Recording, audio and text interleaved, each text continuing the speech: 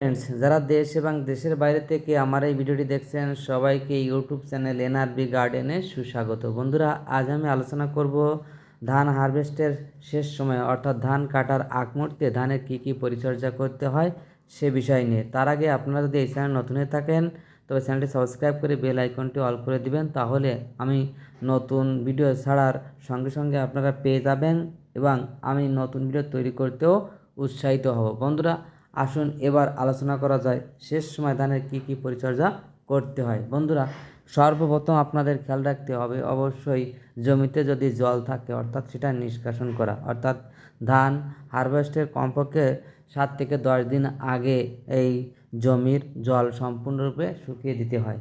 তখন এই ধানের পাকার ক্ষেত্রে অর্থাৎ পাকা ধরার আগ মুহূর্তে জল শুকিয়ে দিলে ধানটি দ্রুত পেকে যায়। এছাড়া এই সময় আরও অনেক ধরনের পরিচর্যা করতে হয় যেগুলো আসলে খুবই গুরুত্বপূর্ণ।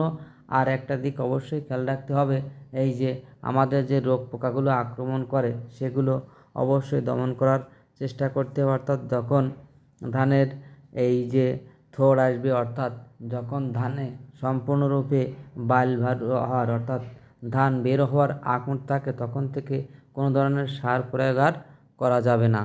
আর একটা বিষয় অবশ্যই খেয়াল রাখবে, এই সময় কীটনাশকও ব্যবহারে একটু সচেতনতা বৃদ্ধি করতে হবে, জানতে হবে। অর্থাৎ ধান হারভেস্টের কমপক্ষে 7 থেকে 15 দিনের ভিতরে এই কীটনাশক বলেন ছত্রাকনাশক বলেন সম্পূর্ণরূপে দেওয়া বন্ধ করে দিতে হবে। অর্থাৎ ছত্রাকনাশক হলে কমপক্ষে 7 দিন আগে, আর যদি কীটনাশক হয় তা কমপক্ষে 15 দিন আগে দেওয়া শেষ করতে হবে। বন্ধুরা, অবশ্যই একটা বিষয় অবশ্যই খেয়াল রাখতে হবে, এই সময় ধানের যে সাইড অর্থাৎ আলগুলো আছে অবশ্যই পরিষ্কার পরিচ্ছন্ন রাখতে হবে, তাহলে এই সময় আর ধরনের যে কোনো ধরনের শীষ কাটা পোকা বলেন, যে কোনো ধরনের পোকা বলেন, পোকামাকড় ইঁদুর বলেন, তখন ধানগুলো আর কাটবে না।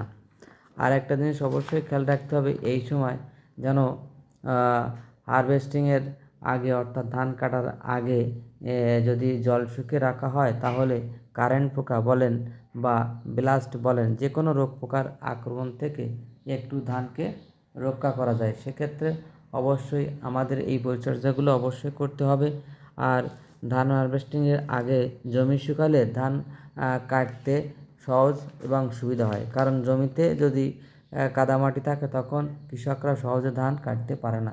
এই জন্য কমপক্ষে 7 থেকে 10 দিন আগে জমির জল সম্পূর্ণরূপে শুকিয়ে রাখতে হয়, তাহলে রোগ পোকার আক্রমণ থেকেও রক্ষা পাওয়া যায় এবং ধান সম্পূর্ণরূপে সুষ্ঠু পরিকল্পনার মাধ্যমে আমরা ঘরে তুলতে পারি। অর্থাৎ জমিতে ধান যদি সহজে কাটতে হয় তাহলে অবশ্যই 7 থেকে 10 দিনের ভিতর জমির যে জল নিষ্কাশন অবশ্যই করতে হবে, তাহলে পোকামাকড়ের হাত থেকেও সহজে রক্ষা করা যাবে এবং ধানও সুন্দরভাবে আমরা জমির থেকে হারভেস্ট করতে পারবো।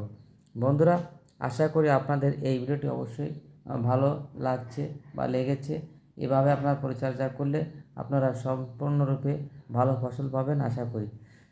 বন্ধুরা, আমার এই ভিডিওটি যদি ভালো লাগে অবশ্যই লাইক, কমেন্টস এবং সাবস্ক্রাইব করে আমাকে উদ্বুদ্ধ করবেন। ধন্যবাদ সবাইকে।